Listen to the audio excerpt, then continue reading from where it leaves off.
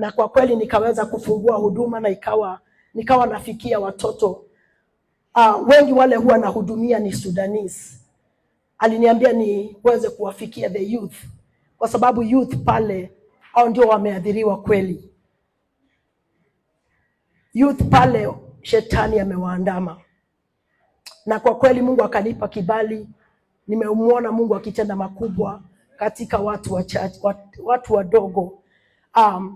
Na kanisa likawa likubwa kwa sababu vijana wameokoka. Aliniambia uweze kuongelesha watoto wangu,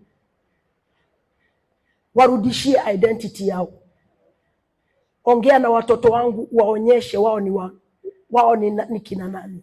Na ni kweli wengi wamemwamini Kristo, wengi wameokoka, wengi wametoka kwenye madawa ya kulevya, wengi yani wamebadilika, na Mungu akawa mwema kwao. Lakini kukawa na vita kweli katika ile huduma. Na hapo ndio wakati nilianza kumwona mtumishi. Wakati nilimpigia mtumishi, niliweza kumwelezea vile kunaendelea. Huduma ikawa imeisha kabisa. Yani kutoka ministry ya watu maelfu, ikawa sasa huduma, wow. Nikawa naona maono ya kuwa huduma, watu wametoka kanisani wameenda. Naamka kwenye yale maono naomba. Kumbe sikujua shetani vile ninaona kwenye maono ndivyo inavyoendelea katika ulimwengu wa roho. Sasa nilikuja kugundua wakati niliweza kumsikiza mtumishi akisema vile mawakala huwa wanafanya kazi. It was a little too late. Lakini isitoshe nilimpigia mtumishi na tukaomba pamoja.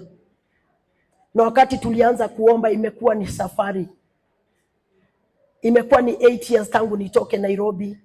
Pale 8 years. Kule Australia niko 25 years. Lakini miaka 8 sijawahi kufika Kenya. Lakini kwa sababu ya uwezo wa Roho Mtakatifu na maombi ya mtumishi, nimeweza kufika mwaka huu. Kwa hivyo nimekuja.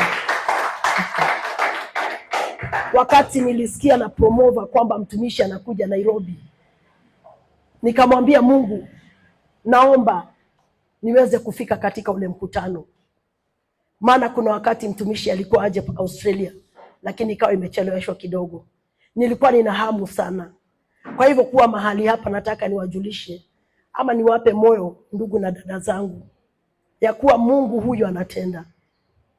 Usife moyo japo kuwa unapitia mangapi. Nimeona mabadiliko.